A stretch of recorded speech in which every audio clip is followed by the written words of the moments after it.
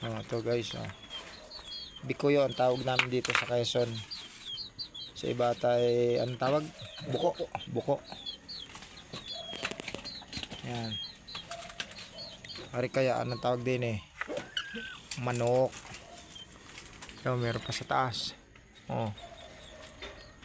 Naga ko ng tandang mga manok. Yan guys. Ay, hindi kasali yan. Tilos.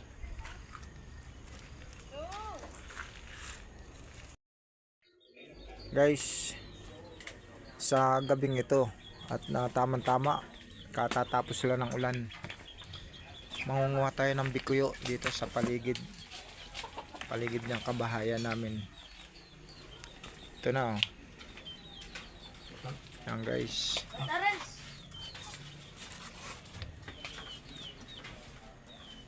Yan, kalapit na mga pantinola siguro.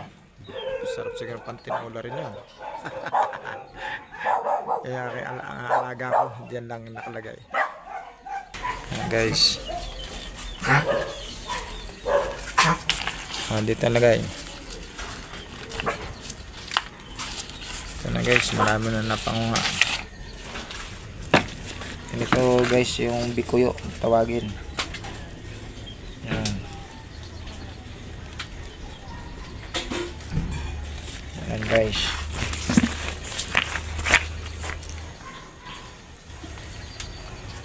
Tayo po patungo dito. Malapit lang ng bahay namin ito. Mga nakapark yung motor. Pakita natin mamaya kung paano siya pakuluan at pagtatanggal ng shell mamaya. Yan guys.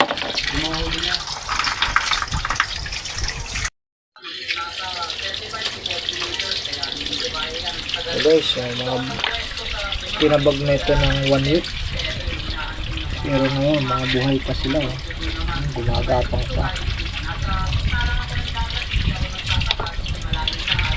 Lalaki guys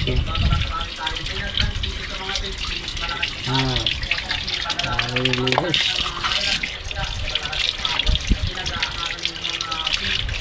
Nililihis natin para lalong malinis ang pagkain. So guys, binukod namin muna itong susong hapon kung tawagin sa amin. So hindi ko alam kung kinakain ba ito sa inyong lugar o hindi. Makalason, kaya binukod ko na guys. Yan guys, lalagyan na sa kaldero.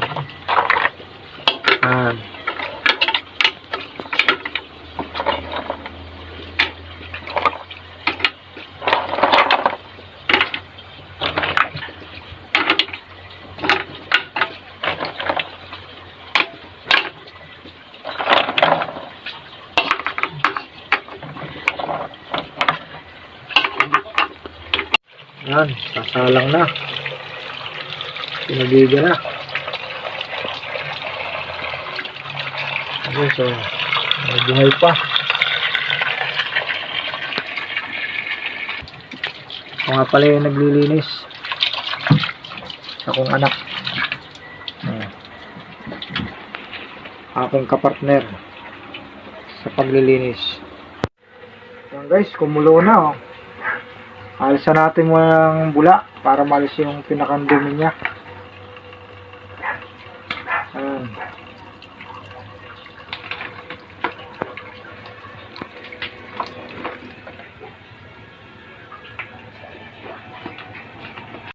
Ayan guys, kumulo na. Init.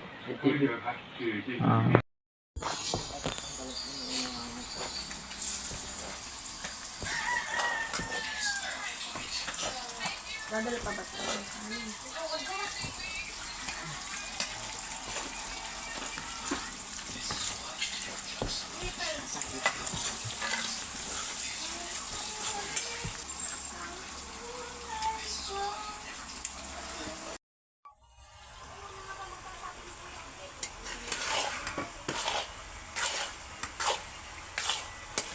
Yan guys, ito ngayon yung bikuyo kung tawagin, niluluto na. Gagatan to guys.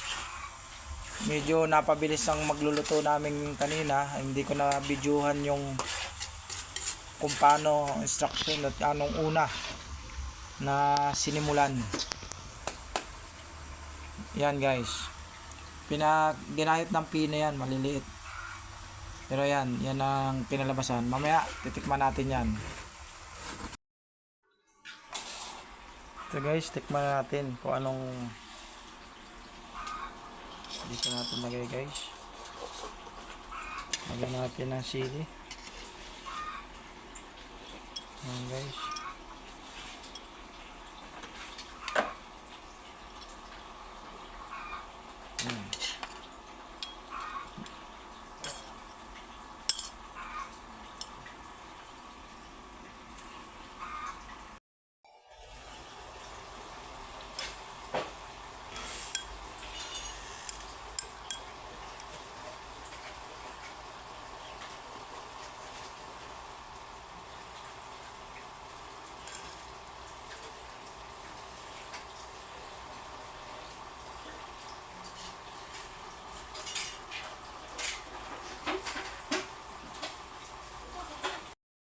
Ito guys, ang unang subo ng ating ginataang bikuyo.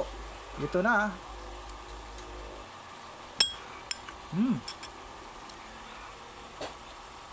Quality.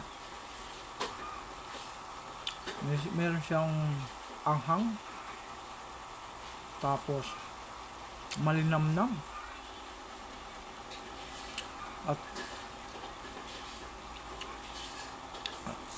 At meron siyang parang sisig ang pagkalasa. Ganun ang pagkakaluto nito. The best. Alright, thank you guys. Maraming salamat. Please share and subscribe. Thank you.